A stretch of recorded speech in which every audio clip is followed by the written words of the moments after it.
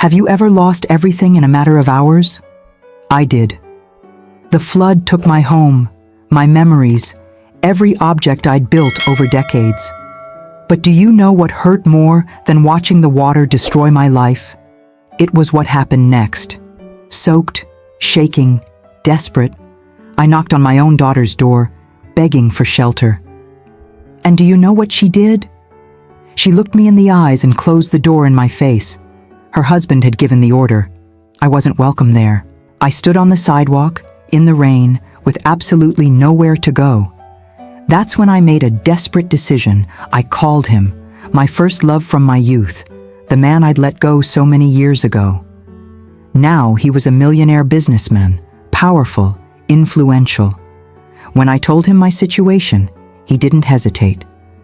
18 minutes later, he stood before me, drenched in rain, staring at me with those eyes I once knew so well. And then he uttered just 3 words. 3 simple words that changed absolutely everything.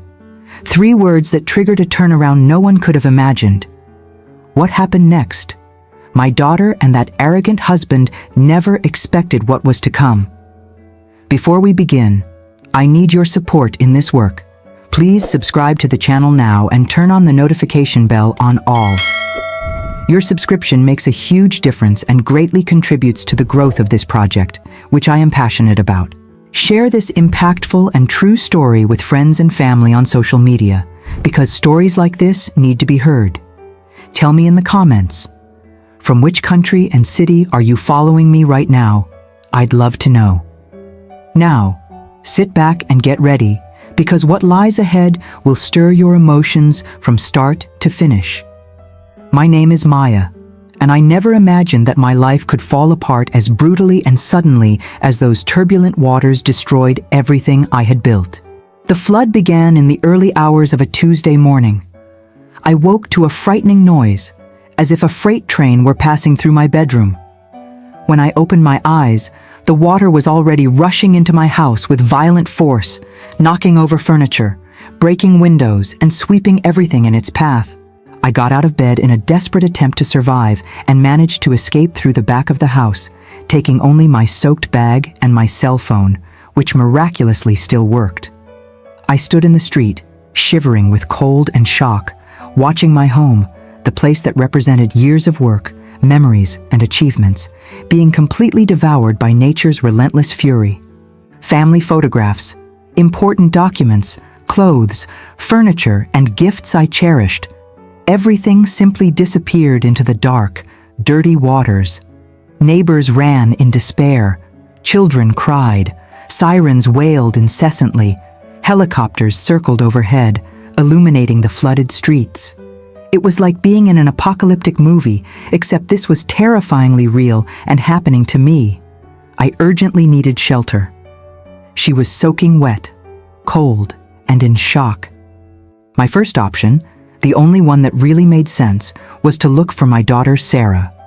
She lived in a safe area of the city, away from high-risk areas, in a spacious and comfortable home she shared with her husband, Derek. I managed to flag down a taxi that was picking up stranded people. The driver, sensing my desperation and the chaotic situation, charged me triple the normal fare. I had no choice. I paid without question. During the ride, I tried calling Sarah several times, but the lines were congested. Messages wouldn't go through. My anxiety grew by the minute. When we finally arrived at her house, I paid the fare with the little money I had in my wallet. I got out of the car, completely soaked, exhausted, and still shaking. I walked to the front door and rang the doorbell insistently. My heart was pounding. I could hear voices inside the house. Finally, after what seemed like forever, the door opened. Sarah appeared wearing an elegant silk robe, her hair perfectly styled, and her makeup impeccable.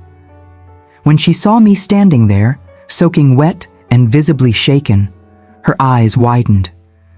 "Mom, what happened? Why are you like this?" "The flood, Sarah. My house was completely destroyed. I lost absolutely everything. I need to stay here for a few days, just until I can organize myself and find a solution." She visibly hesitated. She glanced back nervously, as if waiting for someone to appear or give some kind of signal. Mom, I don't know if now is an appropriate time. Sarah, I'm desperate. I literally have nowhere to go. The streets are flooded. Public shelters are full. I need your help. That's when Derek appeared behind her. Tall, imposing, wearing an expensive robe, with that arrogant, superior expression that always bothered me deeply. He placed his hand on Sarah's shoulder, possessive and territorial. "What's the problem here?" he asked, examining me from head to toe with barely concealed contempt. "It's my mom, Derek. She lost her house in the flood and is asking to stay here temporarily." Derek let out a short, dry laugh, completely devoid of any humor or compassion. "Temporary shelter? Sarah Xiao, we've talked about this extensively. We can't just have visitors over right now. We have our work commitments, our established routines, our lifestyles. You know perfectly well how stressed and unproductive I get when there are sudden changes in the household dynamics." I looked at my daughter, in absolute disbelief at what I was hearing. "Sarah, please, I'm begging you. It's only a few days. I promise I won't get in the way. They won't even notice me." She looked away, clearly unable to look me directly in the eye. "Mom, Derek's right. This really isn't the right time. Maybe you could look for one of the temporary shelters the city is providing. I heard on the news that they're using schools and gyms to house flood victims." "Are you serious right now?" My voice shook with disbelief and pain. "I'm asking my own daughter, my only daughter, for help, and you're sending me to a public shelter full of strangers."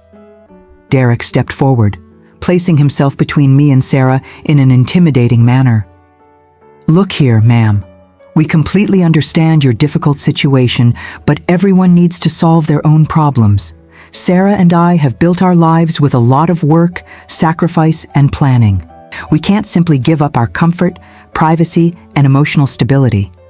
I'm absolutely certain that you, as an adult and independent woman, will find a suitable solution." "You had dinner at my house less than a week ago," I exploded, feeling anger begin to replace the shock. "And I prepared that special meal with such care, bought expensive ingredients, welcomed you with open arms, and now that I really need help, you just turn your backs on me."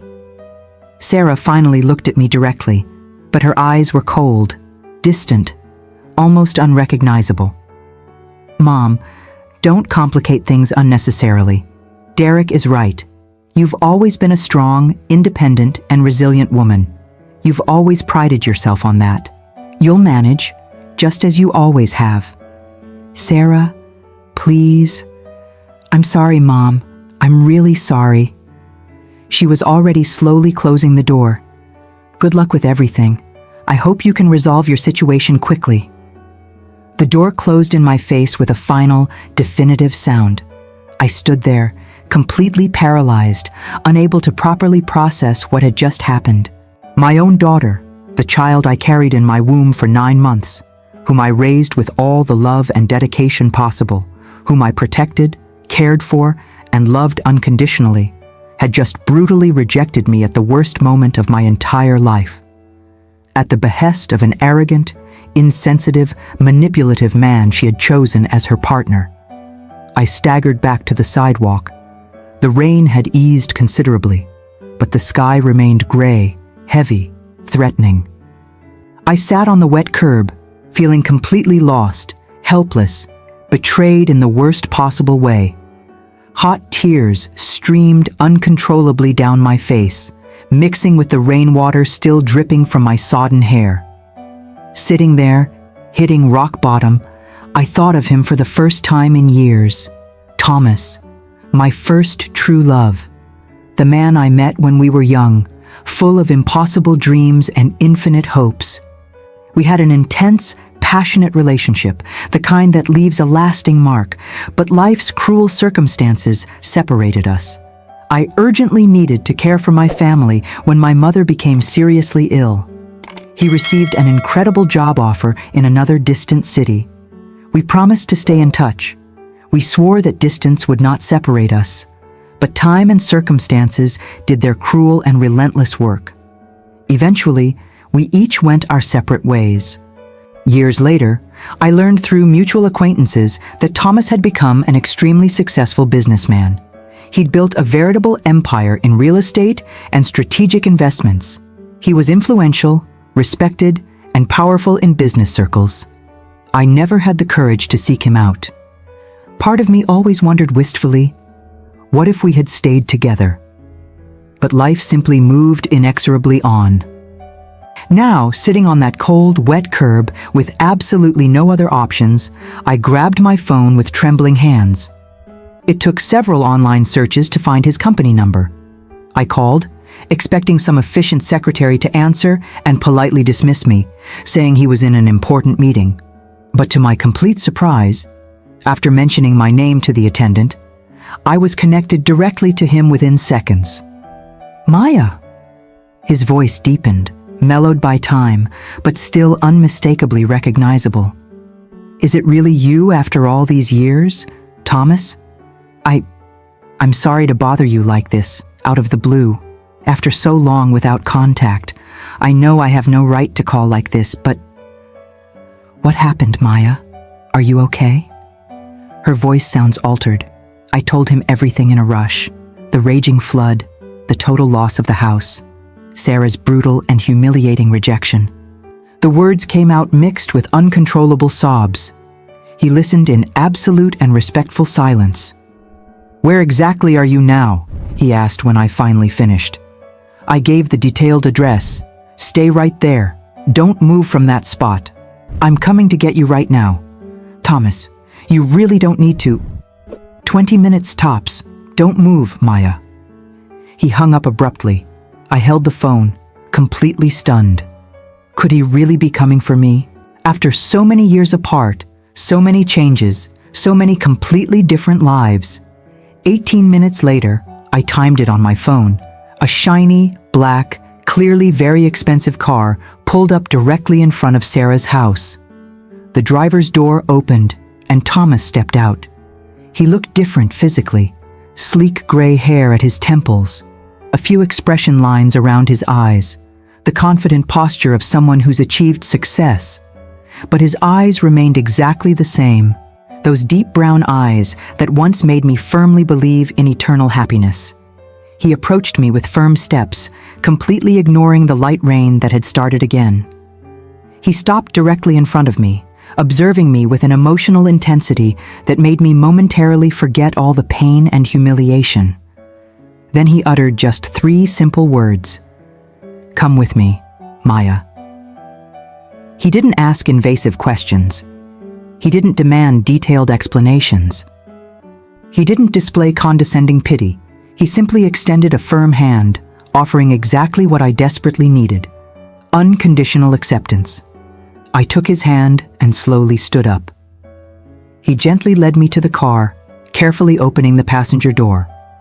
When I got in, I immediately noticed the discreet but evident luxury of the interior: soft leather seats, a sophisticated digital instrument panel, that unmistakable smell of a new, extremely expensive car.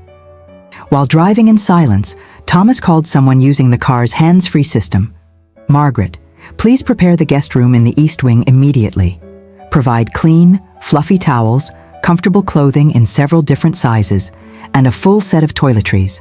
And ask the chef to prepare something warm and comforting for dinner. Yes, for 2. Thank you, Margaret. We'll be there in approximately 30 minutes." I stared out the window, watching the city pass by in a blur. My mind was too numb to fully process how quickly things were changing. "You really don't have to do all this for me," I muttered weakly. "Maya, a few years ago, I went through an extremely difficult time in business. Investments went wrong, partners betrayed me. I almost lost everything I had worked so hard to build. Do you know what I learned during that dark period? That the people who truly matter in life are the ones who show up when you're at your absolute lowest point.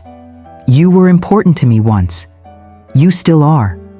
No need to thank me excessively or justify yourself.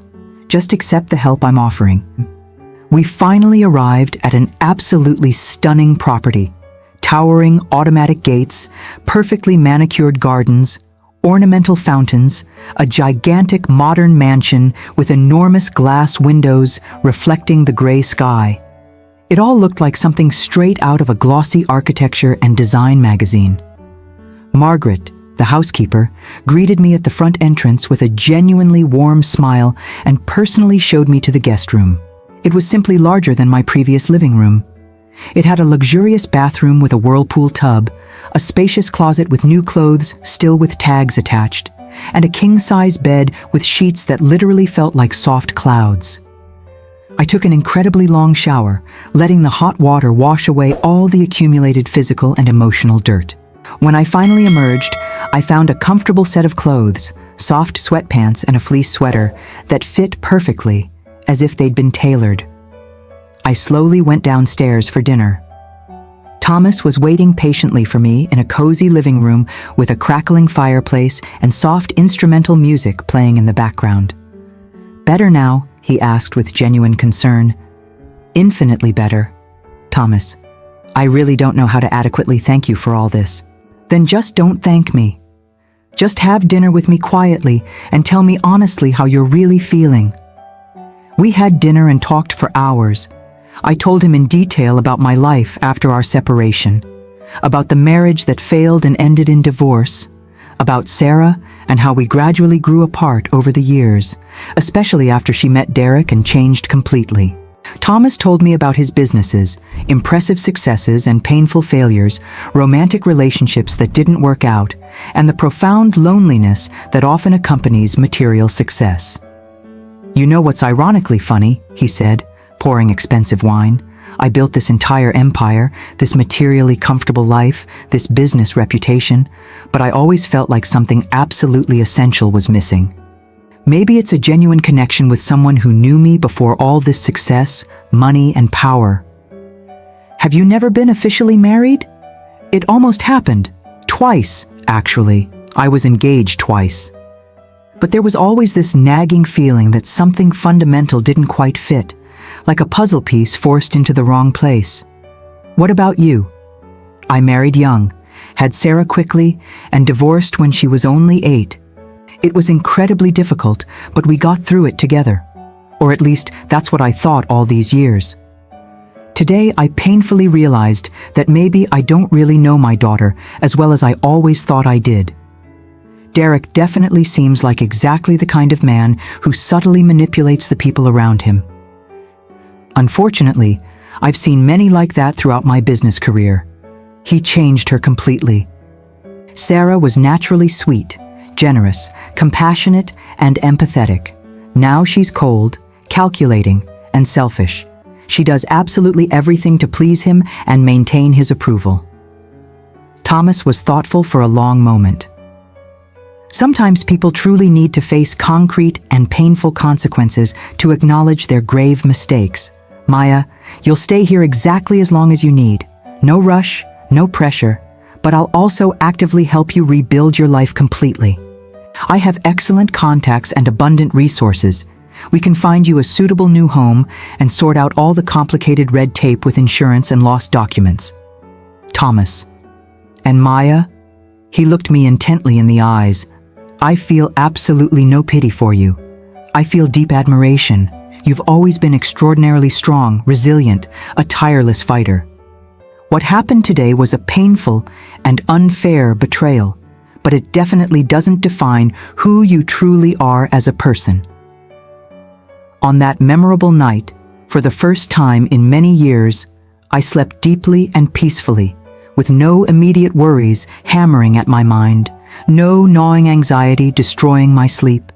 The following days were absolutely transformative. Thomas truly put all his considerable resources at my disposal. He hired specialized and experienced attorneys to deal directly with my insurance company, which initially dishonestly tried to deny my legitimate claim using obscure clauses. Within exactly 1 week, we secured not only full insurance coverage, but also substantial additional financial compensation for proven emotional distress. Meanwhile, I remained comfortably housed in the mansion. Margaret treated me with genuine maternal affection. Thomas and I naturally rekindled our old friendship, gradually discovering that the deep connection between us hadn't magically disappeared over time. It had merely lain dormant patiently, waiting for the right moment to awaken. Sarah called exactly once, 3 days after the traumatic incident. "Mom, I heard through acquaintances that you're okay." I was worried when I couldn't get in touch. Worried, extremely interesting. When she left me literally on the street completely soaked, in heavy rain, with absolutely no shelter, her maternal concern wasn't so evident. "Mom, don't be so dramatic and overreacting. Derek explained to me that it was just a matter of bad timing and—" Did Derek explain? Sarah, are you really listening to yourself? Are you consciously letting that manipulative man dictate exactly how you should feel about your own mother? He just genuinely wants the best for us both as a couple. Is it best for you to cruelly abandon your family in times of absolute crisis? What wonderful moral values you have. Why are you being so unfairly difficult with me? I just called out of concern to see if you were at all okay. I'm absolutely fine. Thank you so much for your belated concern. I found generous shelter with someone who truly and genuinely cares about me. With whom exactly? That's frankly none of your business, Sarah. You made your painful choice on that rainy day. Now simply live with the natural consequences of that choice. I hung up abruptly. My hand was shaking visibly, but I also felt a strange sense of liberation. For too many years, I'd passively allowed Sarah to treat me like a convenient option. I was always available when she needed me, to take care of boring matters, do inconvenient favors, listen to endless rants. But when the roles dramatically reversed, she simply disappeared cowardly. Thomas watched my expression closely as I returned to the main room. Did she finally call? Yes, feigning superficial maternal concern. Derek probably instructed her to call to keep up social appearances. What do you genuinely want to do about this situation? Honestly, I don't know yet. A significant part of me wants to cut ties completely and permanently. Another, smaller part still harbors naive hope that she'll eventually wake up and realize her grave mistake. May I make a suggestion based on experience? Don't decide anything at all now while you're emotionally vulnerable. Focus primarily on rebuilding your own life first. Let Sarah observe and experience the natural consequences of her selfish choices. Often, prolonged absence teaches more valuable lessons than thousands of words spoken. I followed his wise advice. Over the next few intense weeks, I immersed myself fully in rebuilding. Thomas personally introduced me to an exceptional and extremely competent realtor who showed me several excellent properties. We finally found a beautiful house, smaller than the previous one, obviously, but perfectly suited to my real needs. More importantly, symbolically, it was completely mine, purchased entirely with the insurance money and a substantial portion that Thomas vehemently insisted on borrowing, even though we both knew perfectly well it was a generous gift. Throughout this transformative process, Thomas and I gradually became inseparable again. We ate dinner together daily, talked for endless hours about everything, and shared old dreams and deep fears. The old attraction naturally resurfaced, but now it was more mature, deeper, and more meaningful. One special night, after a particularly nice and romantic dinner, he gently held my hands. "Maya, these past few months have genuinely been the best I've experienced in decades. Your presence has brought life, joy, and meaning to this previously empty home. I absolutely don't want this to end when you finally move into your new home." What exactly are you saying, Thomas? I'm telling you clearly that I wasted too many years unnecessarily away from you. I won't deliberately make the same mistake again. I want you permanently in my life, Maya, officially, publicly, not as a temporary guest, not as a nostalgic old flame, but as a true companion, a life partner. My heart raced violently. Thomas, this is all happening so incredibly fast, quickly. Maya, we've known each other for literally decades. We've just wasted precious time apart unnecessarily. I'm not asking for immediate marriage right now, though I definitely won't rule it out in the near future. I'm honestly asking you to give me the chance to show that we can be genuinely happy together. Tears streamed freely down my face, but they were tears of pure joy. Yes, Thomas, yes, I want that desperately too. He kissed me softly. It was simultaneously like nostalgically stepping back in time and being completely present.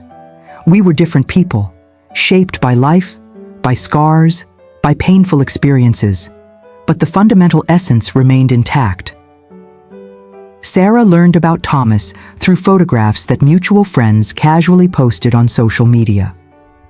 I had had a romantic dinner with Thomas at an extremely elegant restaurant, and someone recognized us. The photos quickly began to circulate. Thomas and I, clearly together as a couple, clearly happy and in love. Sarah called, absolutely furious. "Mom, why didn't you tell me you're dating Thomas Blackwell?" The famous Thomas Blackwell, one of the most influential and wealthy businessmen in the entire region. "Because I simply didn't feel the need to share details of my personal life with you, Sarah. Just as you clearly didn't feel the need to offer me basic shelter when I'd lost literally everything. This is completely ridiculous and childish. You're dating an influential millionaire and you deliberately didn't tell me. The fact that he's a millionaire is completely irrelevant to our relationship. I'm with Thomas because we genuinely love each other, not because of the size of his bank account.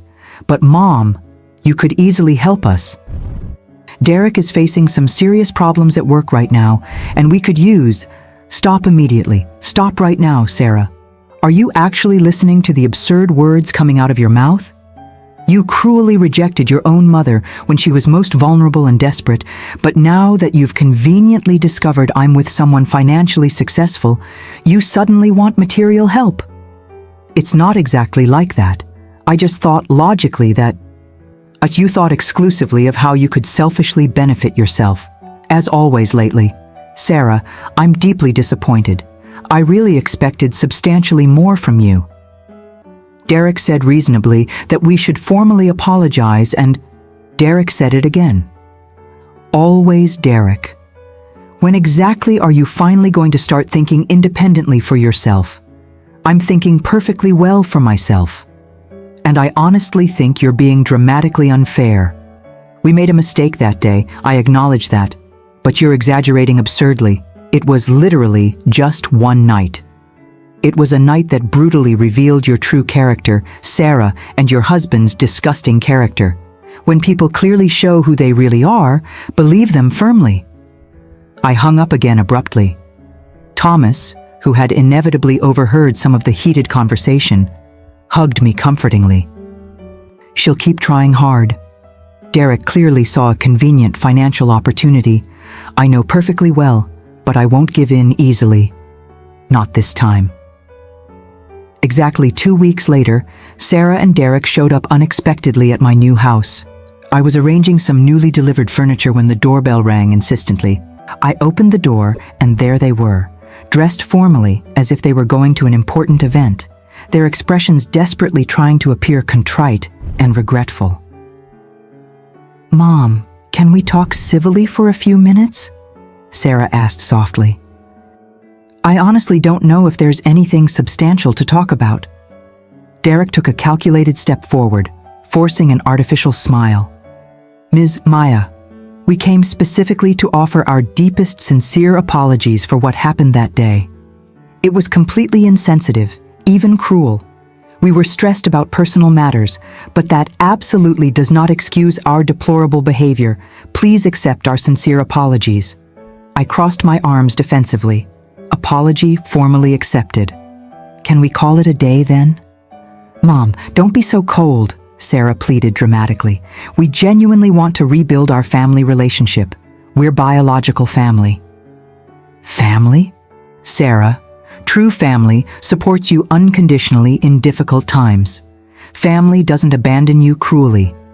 You failed me miserably when I needed you most desperately. Now you conveniently want to come back because you found out about Thomas and saw a lucrative opportunity. It's not about Thomas at all, Sarah protested, but her nervous eyes betrayed her completely. Of course it's primarily about him. Do you think I'm completely stupid?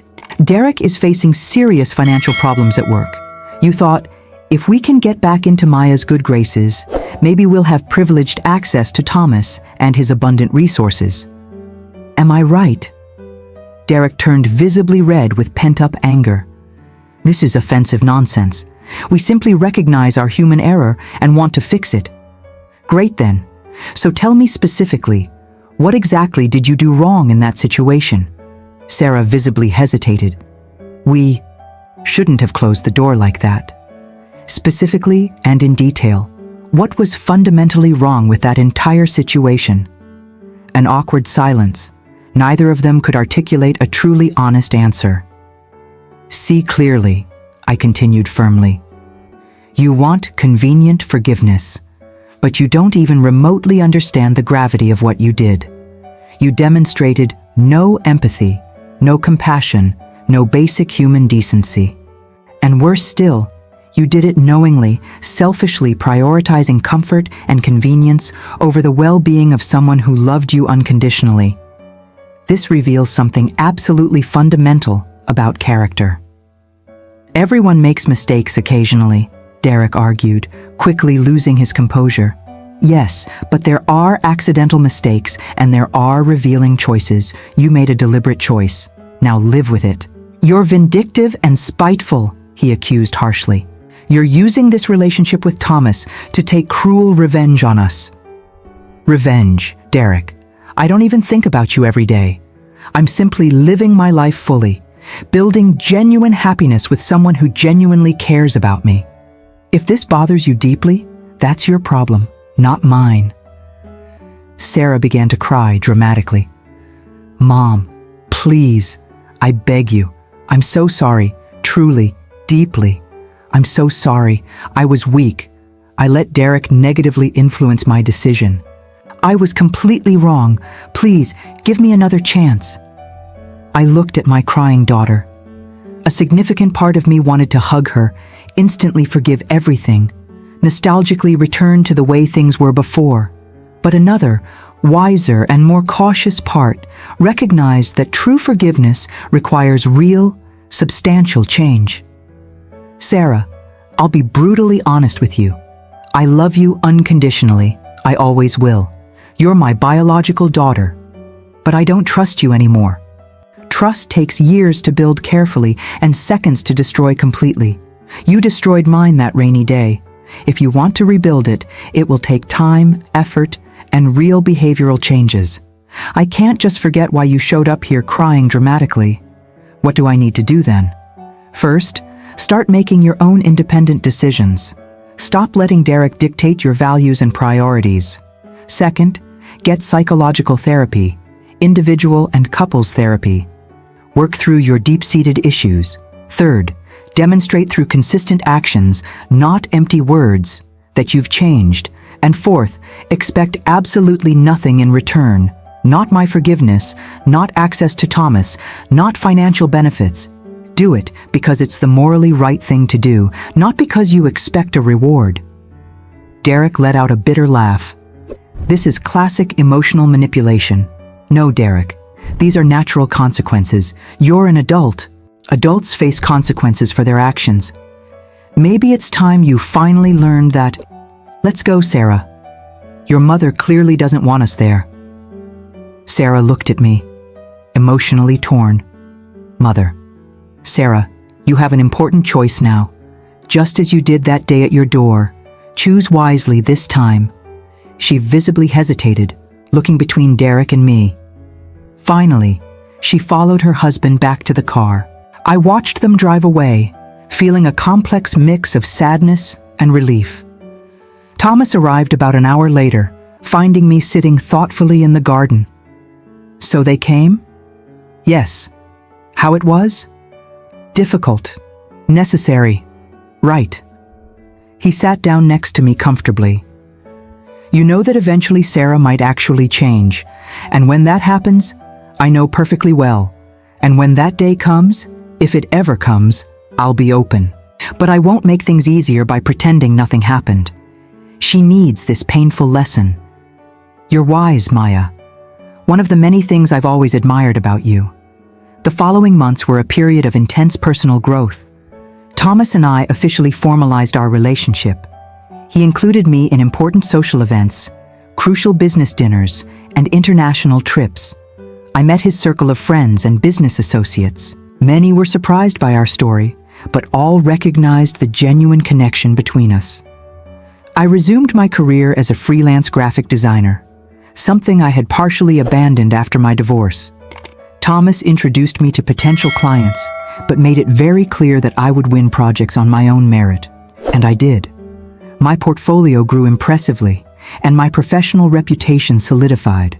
Sarah tried to contact her a few more times, but always with Derek manipulating her behind the scenes. I kept my distance politely, but absolutely firm.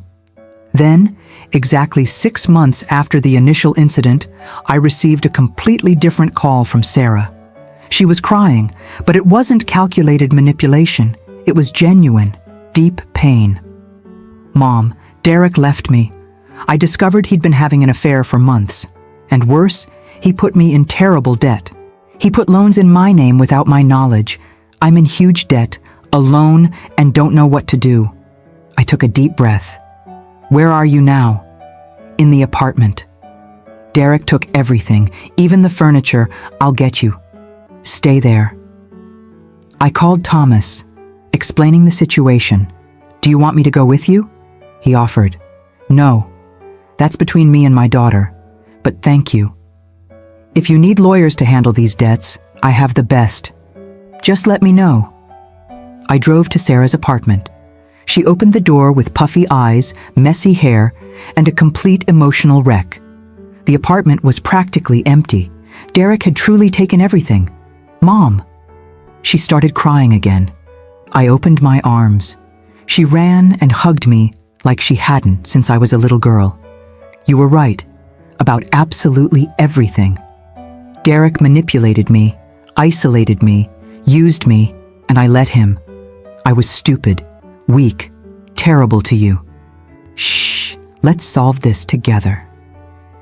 We sat on the bare floor of the living room. Sarah recounted everything in detail, how Derek gradually persuaded her to withdraw from friends and family, how he controlled her finances, how he constantly made her doubt her own judgment, and how, in the end, she discovered he was systematically stealing from her to finance a parallel relationship with another, younger woman.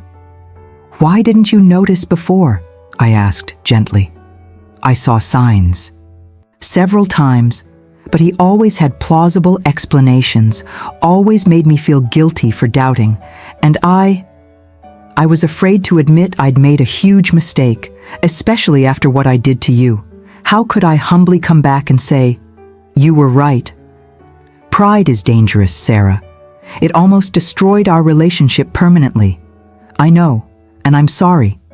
Truly, deeply, I'm sorry. I don't expect you to forgive me. I don't expect anything at all. I don't know what else to do. I held her hands tightly. First, let's deal with these debts. I have connections with specialized lawyers. We'll find out exactly what Derek did and how to legally reverse it. Second, you'll stay at my house while you get organized. Third, you'll go to therapy. It's non-negotiable. And fourth, we'll rebuild our relationship, but on my terms, with honesty, mutual respect, and healthy boundaries. Why are you doing this? After how I treated you, because you're my daughter, because everyone deserves a second chance when they genuinely regret and want to change, and because I've learned something important in the past few months. Holding a grudge only hurts the one holding it. I choose to forgive, but forgiving doesn't mean forgetting or allowing destructive patterns to continue. Sarah nodded, wiping away her tears. Thank you, Mom. I'll do everything right this time. I promise. We spent the night organizing the apartment, packing her few remaining things. The next morning, she moved into my guest room. Thomas was incredible. No judgments, no "I told you so," just practical help. His lawyers investigated Sarah's debts and discovered that Derek had committed financial fraud, forging signatures and opening fraudulent accounts. With solid evidence, we were able to cancel the debts and even file criminal charges against him. Sarah began intensive therapy. It was painful to see her face her choices, recognize patterns, and work through trauma. But it was also inspiring. She was genuinely committed to change. 3 months later, Sarah found a steady job and started saving for her own apartment.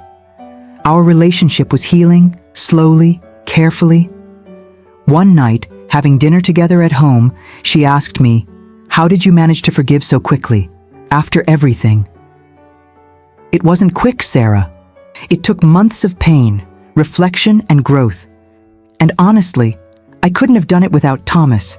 He showed me that holding on to resentment only poisons the one holding it. Plus, you demonstrated genuine remorse. Not just words, but actions. You've changed. You've grown. That deserves recognition. Are you and Thomas getting married? Smile. Maybe. We haven't decided yet. For now, we're happy as we are. He's good for you, Mom. I've never seen you so radiant. True love does that. Not the dramatic love seen in movies, but the mature, respectful love that builds instead of destroys. Just then, Thomas arrived with Thai food, our favorite. Sarah ate with us, and for the first time in years, I felt like we had a real family. Different, reconstructed, but real. Derek tried to contact him a few times, especially after being notified of the criminal case. He texted Sarah asking her to drop the charges, promising to return the money, and begging for mercy. She blocked his number. The trial took place 8 months later. Derek was convicted of fraud, embezzlement, and forgery. He received a prison sentence and was ordered to repay all stolen funds, with interest and adjustments. Leaving the courthouse, Sarah held my hand. "Thank you for not giving up on me, even when I deserved it." Mothers never give up, Sarah. But they also shouldn't accept disrespect. There's a fine line between unconditional love and enabling destructive behavior. I learned that the hard way. 6 months after that conversation, Thomas proposed. It was simple, intimate, perfect. We were at home, watching the sunset from the terrace, when he got down on one knee. "Maya, I've wasted decades away from you. I don't want to waste another second. Marry me. Not because you have to, not because it's convenient, but because we choose to build happiness together. Because we love each other in a way few are lucky enough to experience. Because you are my best friend, my partner, my love. Yes, 1,000 times, yes." The wedding was small, elegant, with just a few close friends and family. Sarah was my maid of honor. During the ceremony, I looked at her and saw tears of genuine happiness. Not of envy, not of interest, but of pure joy for my happiness. At the reception, Sarah made a toast. "To my mother, the strongest and most compassionate woman I know. I made terrible mistakes, hurting those I love most. But she taught me that redemption is possible when there is true repentance and a willingness to change. Mom, thank you for not giving up on me. Thomas, thank you for taking such good care of her. You deserve all the happiness in the world." It was at that moment that I realized the cycle had come full circle. The flood had destroyed my home, but paradoxically, it had brought me back to true love.